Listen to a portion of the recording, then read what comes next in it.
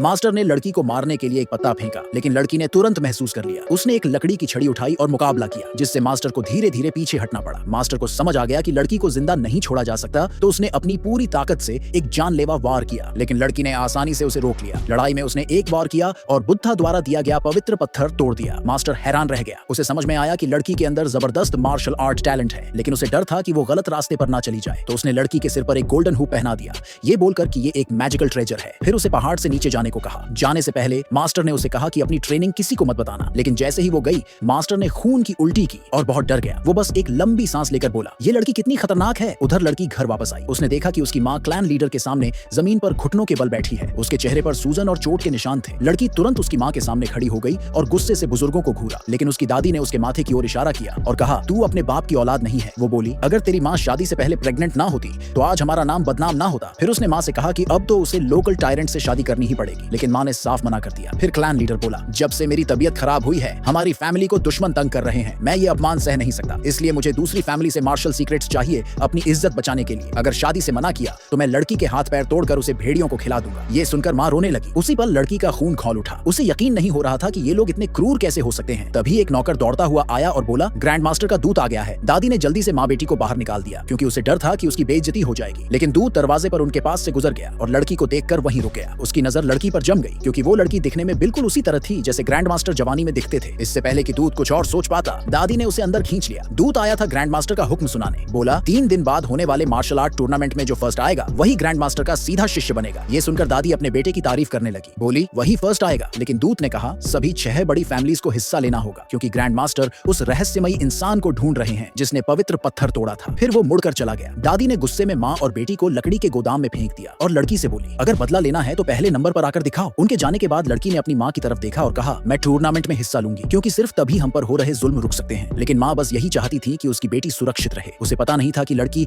अब किसी से कम नहीं रही। लड़की के बार बार कहने पर माँ ने उसे टूर्नामेंट ले जाने का फैसला किया। वो भीड़ में पहुंचे ही थे कि दुश्मन फैमिली के यंग मास्टर ने उनका मजाक उड़ाया। बोला, क्लैन लीडर एक बिना बाप की बच्ची को लेकर आया है मुकाबले में। दादी ने भी तुरंत माँ बेटी को कोसना शुरू कर दिया। बोली, इसने फैमिली का नाम डुबा दिया, लेकिन लड़की बिल्कुल नहीं डरी। उल्टा पलट कर जवाब दिया, तुम लोग खुद कमजोर हो, हार जाना ही असली शर्म की बात है। थोड़ी देर बाद टूर्नामेंट शुरू हुआ। पहली फाइट 2 फैमिलीज के यंग मास्टर्स के बीच थी। पहले उन्हें अपनी स्पिरिट पावर एक खास पत्थर पर हाथ रखकर दिखानी थी। दोनों ने हाथ रखा। नतीजे में दिखा कि दुश्मन के पास जीतने का ज्यादा चांस है। फाइट शुरू हुई और दुश्मन फैमिली ने जल्दी ही जीत हासिल कर ली। भीड़ उनकी मार्शल स्किल्स की तारीफ करने लगी। अब क्लैन लीडर की फैमिली की बारी थी। ये देखकर दुश्मन फैमिली का हेड मजाक उड़ाने लगा। क्लैन लीडर का शागिर्द ये बर्दाश्त नहीं कर पाया और फाइट के लिए आगे आया, लेकिन कुछ ही मूव्स के बाद वो भी हार गया। दुश्मन साइड से और भी हंसी उड़ने लगी। वो चिल्ला रहे थे कि क्लैन लीडर की फैमिली में कोई काबिल फाइटर है ही नहीं। तभी वो छोटी लड़की बोल पड़ी,